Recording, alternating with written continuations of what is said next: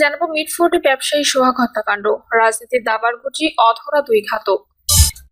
তত্ত্বাবধায়ক সরকার প্রধান কে হবে তা নিয়ে নতুন প্রস্তাব বিএনপির।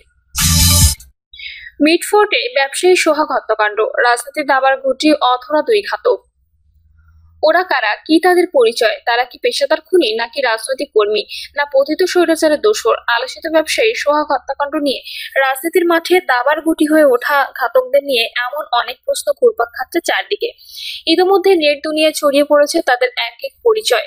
তবে ঘাতকদের প্রকৃত পরিচয় এখন ধোঁয়াশাচ্ছন্ন এবং তারা এখনো পর্যন্ত অধরা। স্থানীয়দের কেউ কেউ বলছেন ঘাতকদের অনেকে যুবলীগের রাজনীতি করতেন, সরকার পতনের পর ভোল পাল্টে অন্য দলে যোগ দেন। ইতিমধ্যে ঘাতকদের নাম জড়িয়ে ফেসবুকে পাল্টাপাল্টি পোস্ট দিচ্ছেন অনেকে। তবে পুলিশের পক্ষ থেকে বলা হচ্ছে রাজনৈতিক পরিচয় যাই হোক, ঘাতকদের কেউই ছাড় পাবে না।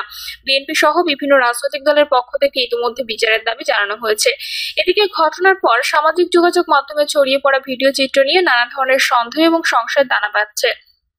বিশেষ করে খুব কাছ থেকে হত্যাকাণ্ডের এমন নিখুঁত ভিডিও চিত্র কিভাবে ধারণ করা সম্ভব হলো, এমন প্রশ্ন তুলেছেন অনেকে। সামাজিক যোগাযোগ মাধ্যমে ভিডিও ছড়িয়ে পড়ার পরপরই বিক্ষোভ মিছিল, মানববন্ধন, সভা সমাবেশের মতো রাজনৈতিক কর্মসূচি দিয়ে মাঠ গরম করা নিয়েও প্রশ্ন উঠেছে। রাজনীতির হাতিয়ার হিসেবে ব্যবহারের জন্য ঘটনা পরিকল্পিত কিনা এমন কথা বলছেন অনেকে, নাকি এর নেপথ্যে রয়েছে অন্য কোনো ষড়যন্ত্রের নীল নকশা। ছড়িয়ে পড়া একাধিক ভিডিও চিত্রে দেখা যায় সোহাগের রক্তাক্ত নিথর দেহের উপর একের পর এক পাথর দিয়ে আঘাত করছেন কয়েক যুবক। এদের মধ্যে স্পষ্টভাবে অন্তত 3 জনের চেহারা ধরা পড়ে। টানা কয়েক মিনিটের ভিডিও চিত্রে 3 ঘাতক ছাড়া আরো বেশ কয়েকজনকে হত্যাকাণ্ডে অংশ নিতে দেখা যায়। এ সময় আশপাশে আরো কয়েকশো মানুষ উপস্থিত থাকলেও তারা ছিলেন নীরব দর্শকের ভূমিকায়। ভিডিও চিত্রে ধরা পড়া 3 ঘাতকের একজনের পরনে ছিল নীল গেঞ্জি প্যান্ট, একজন আকাশি শার্ট ও জিন্স প্যান্ট এবং আরেকজন কালো গেঞ্জি ও প্যান্ট পরেছিলেন। পুলিশ এবং স্থানীয় লোকজনের সঙ্গে কথা বলে ঘাতকদের পরিচয় সম্পর্কে বেশ কিছু তথ্য পাওয়া যায়। স্থানীয়দের কয়েকজনকে তাদের ছবি দেখানো হলে তারা জানান পাথর দিয়ে সোহাগের দেহে আঘাত করা নীল গেঞ্জি পরিচিত যুবকের নাম রুহুল আমিন, তার বাড়ি কেরানীগঞ্জে। এছাড়া কালো গেঞ্জি পরিহিত যুবকের নাম মনির ওরফে লম্বা মনির। এদের দুজনেই স্থানীয় সন্ত্রাসী হিসেবে পরিচিত। স্থানীয়রা জানান কোনো পদপদবি না থাকলেও তারা বিভিন্ন রাজনৈতিক দলের নাম ভাঙিয়ে চলে। এর বাইরে আকাশি শার্ট পরিহিত অপর ঘাতক মিটফোর্ড হাসপাতাল কেন্দ্রিক গড়ে ওঠা অ্যাম্বুলেন্স সিন্ডিকেটের সদস্য। তার নাম জানা যায়নি, তিনি নিজেও পেশায় অ্যাম্বুলেন্স চালক। তবে হত্যাকাণ্ডে তার অংশগ্রহণ তাৎক্ষণিক নাকি পরিকল্পিত সে সম্পর্কে স্থানীয়রা কেউ নিশ্চিত নন। মিটফোর্ড এলাকায় ব্যবসায়ীরা বলছেন সোহাগ হত্যার অংশ নেওয়া ঘাতকদের অনেকেই আগে আওয়ামী রাজনীতির সঙ্গে জড়িত ছিলেন। আগস্টে সরকার পতনের পরপরই তারা ভুল পাল্টান, নতুন করে রাজনৈতিক পরিচয় দিতে শুরু করেন তারা। এমনকি এদের কেউ কেউ স্থানীয় যুবকদের নেতাদের সঙ্গে ওঠা বসা শুরু করেন। রাজনৈতিক কর্মসূচিতেও দেখা যায় এদের কয়েকজনকে। স্থানীয়রা বলছেন চক্রের সদস্যরা সরকারি বিদ্যুৎ এবং টেলিফোন লাইনে তার চুরি করে ভাঙার হিসেবে বিক্রি করে দেয়। এই ব্যবসার সঙ্গে রাজধানীর মহল্লা ভিত্তিক চোরাকারবারিদেরও যোগসাজশ রয়েছে। এই কারণে ভাঙারি ব্যবসা সাধারণত মনে হলেও বাস্তবে এই খাতে বড় অঙ্কের লেনদেন হয়। বিশেষ করে ইস্পাত, তামা এবং অ্যালুমিনিয়াম সহ নানা ধরনের মূল্যবান চোরাই ধাতু বিক্রি থেকে মোটা অঙ্কের অর্থ আসে। এই কারণে ভাঙারি ব্যবসা ঘিরে গড়ে উঠেছে রাজনৈতিক সিন্ডিকেট। যখন যে সরকার ক্ষমতা আসে তাদের চাঁদা দিয়ে ব্যবসা করতে হয়। আগস্টে সরকার পতনের পর আওয়ামী লীগ নেতাকর্মীরা পালিয়ে গেলে স্থানীয় প্রভাবশালীদের অনেকে সুযোগ নেন। পুলিশ জানায় সোহাগ হত্যাকাণ্ডের ঘটনায় নিহতের বোন মঞ্জুয়ারা বেগম বাদী হয়ে কোতোয়ালি থানায় মামলা করেছেন।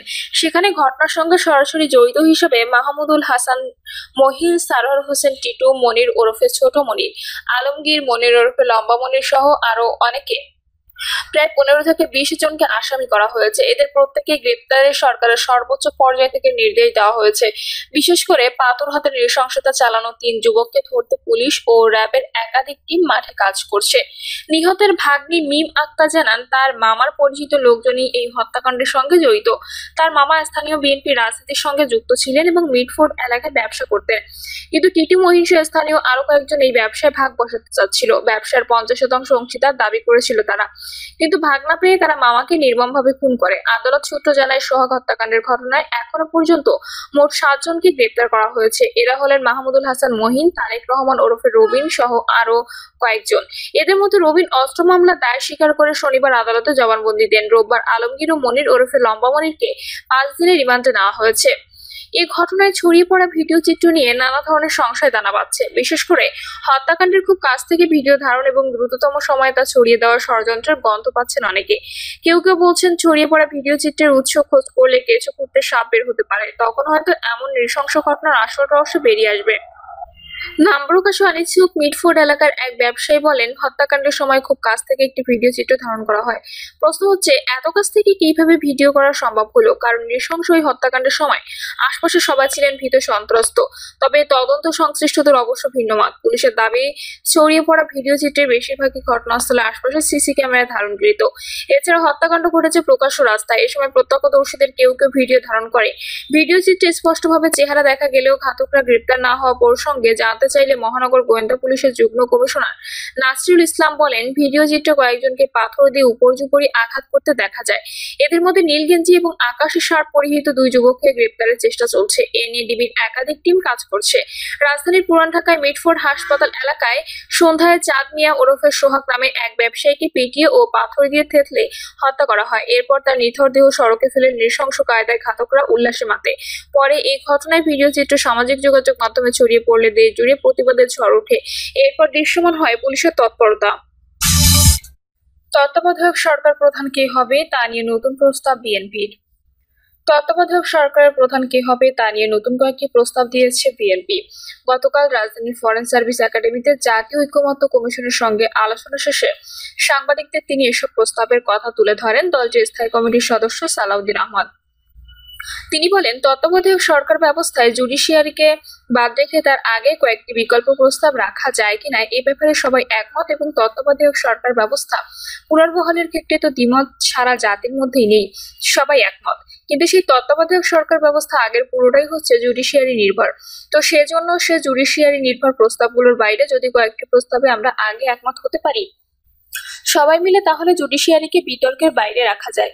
সালাউদ্দিন বলেন, তত্ত্বাবধায়ক সরকারের দায়িত্বে প্রেসিডেন্টকে রাখা ঠিক হবে না। প্রেসিডেন্টকে না রাখতে পারলেই তা ভালো, তারপরও যদি ঐকমত্যে আসা না যায় সেই ক্ষেত্রে একদম লাস্ট অপশন হিসেবে রাখা যায় একটি ইনস্টিটিউশন প্রধানকে। তিনি বলেন, প্রেসিডেন্ট সংসদ বিলুপ্ত হওয়ায় যদি সাধারণ নিয়মে বিলুপ্ত হয়, মেয়াদ শেষান্তে তার 23 দিনের আগে এই উদ্যোগ নেবেন সংসদে প্রতিনিধিত্বশীল প্রধান রাজনৈতিক দলসমূহের সঙ্গে আলোচনা করে। আলোচনার ভিত্তিতে কোনো প্রধান উপদেষ্টা বাংলাদেশের নাগরিক যিনি এই অনুচ্ছেদ অনুসারে উপযুক্ত উপদেষ্টা হওয়ার যোগ্য হন তাদের মধ্যে থেকে একজনকে প্রধান উপদেষ্টা করবেন। যদি সেই অপশন না পাওয়া যায় তাহলে প্রধানমন্ত্রী, বিরোধী দলীয় নেতা, স্পিকার এবং ডেপুটি স্পিকার। সেক্ষেত্রে ডেপুটি স্পিকার বিরোধী দলে হবে, 4 জনের সমন্বয়ে গঠিত হবে এবং এটা সভাপতিত্ব প্রেসিডেন্টও করতে পারে, স্পিকারও করতে পারে। প্রেসিডেন্ট সভাপতিত্ব করলে সেখানে প্রেসিডেন্টের ভোটিং পাওয়ার থাকবে না, আর স্পিকার সভাপতিত্ব করলে স্পিকারের ভোটিং থাকবে। প্রেসিডেন্ট সভাপতিত্ব করলে শুধু শুনানি করবে, প্রেসিডেন্ট কোনো ভোট প্রয়োগ করতে পারবে না। 4 জন মিলে যদি তত্ত্বাবধায়ক সরকারের প্রধান উপদেষ্টা ঠিক করতে পারেন তাহলে এখানে এটা সমাপ্ত হবে। তিনি আরো বলেন, আর যদি সেটা না হয় তাহলে প্রস্তাব হিসেবে প্রধানমন্ত্রী, বিরোধী দলীয় নেতা, স্পিকার এবং ডেপুটি স্পিকার অবশ্যই বিরোধী পক্ষ থেকে যিনি হবেন, এই 4 জন তার সঙ্গে সংসদে প্রতিনিধিত্বকারী তৃতীয় সর্বোচ্চ দল, মানে প্রথম দল তো সরকারি দল,